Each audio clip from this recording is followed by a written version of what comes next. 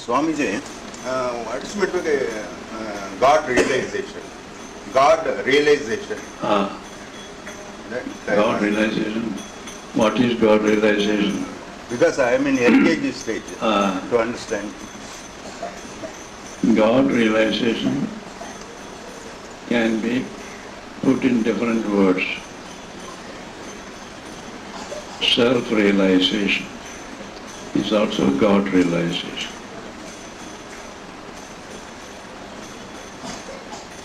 First of all, we are all feeling that we are only this body. Though this expression is very often used, we really don't mean it. We don't consider something separate from the body, mind and intellect. Now why is this so? Then what are we? We don't even care to think what makes this body active, what makes this intelligent work. We don't even care. We take it for granted that all these are going on by themselves. That is because we are obsessed by the ignorance that we are only this and nothing more than that. We are only the body, mind, intellect and nothing more than that. We do not even care or know what we really are. We have forgotten our true being and existence. Again the question may come, why should we forget our true being and existence? That is because of ignorance. Somehow, ignorance has got hold of us and has made us forget our true being. Really, our true being is pure spirit, pure Atma, the all-pervading, all-powerful reality. Forgetting our true being, we identify ourselves with this body, which is perishable. And when this body has some illness, we say we are sick.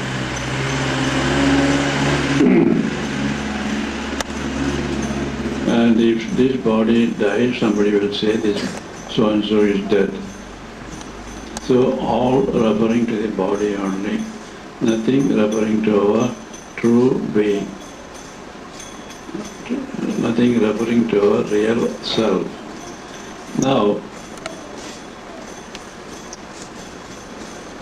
the realization of our true being, that is our true self, by removing the ignorance that is standing in the way of such realization, is called self-realization or God realization. Now, how can we remove the ignorance? All those in the world are obsessed by this ignorance, except a select few who have realized the truth.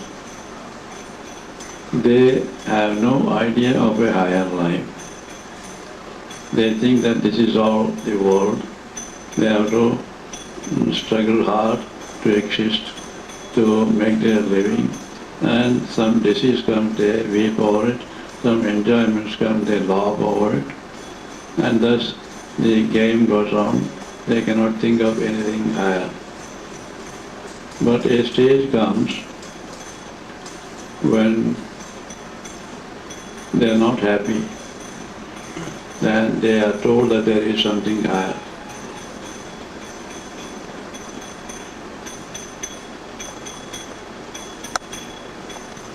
Then the struggle for him begins to get that something higher, more than what the world can give him. He struggles hard.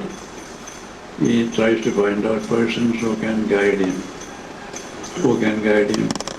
He goes and asks many people, how can I get something higher than this? They say, what do you talk about, so rot? There is nothing higher than this. You enjoy this, you enjoy that, and be happy. That's all they will say. But ultimately, he will find some wise person, a man of wisdom, who can say that this is not all. You have forgotten your true self.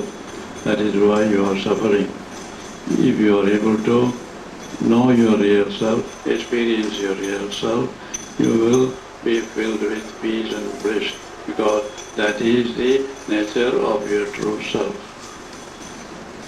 And then he gets guidance as to how to contact that real self and remove that ignorance. He is told to practice sadhanas on the path of devotion, the path of jnana, the path of karma, or on the path of yoga.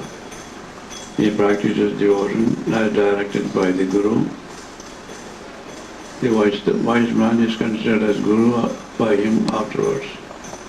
So this practice, if intensely done, will draw him away from all the worldly attachments, free him from all the worldly desires, worldly ambitions, and so on, and gradually making him pure in mind gives him the experience of his true self, that is self-realization. That experience comes only when the mind is perfectly pure, without any thoughts. All these thoughts and desires will always pull us down. Those desires must be completely wiped out.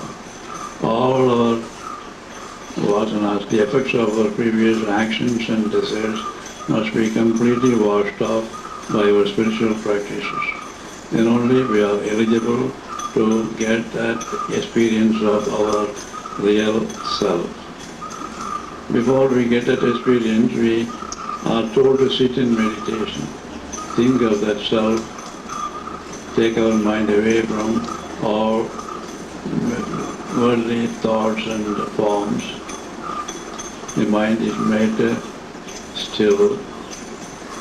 Then suddenly a day comes when you forget your body, forget the outside world, and merge yourself in that all-pervading existence, which is peace and bliss absolute. That is the only existence. There you lose the sense of I and mine. You cannot say that I have got that experience, because there is no I there, only one existence. It is just like a drop of water merges in the ocean.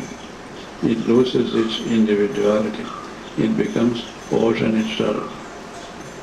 After it has fallen in the ocean, it cannot say, I am one with the ocean. There is no I anymore there. The ocean alone is there.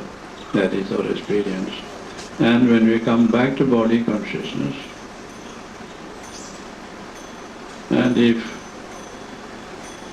anybody asks who you are, you will be able to say, I am the all-pervading existence, all-pervading Atma, all-pervading Spirit.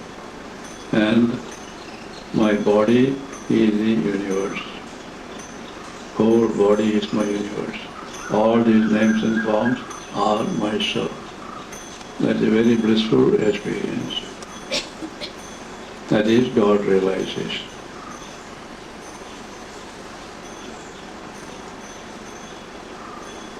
How to practice? How to practice?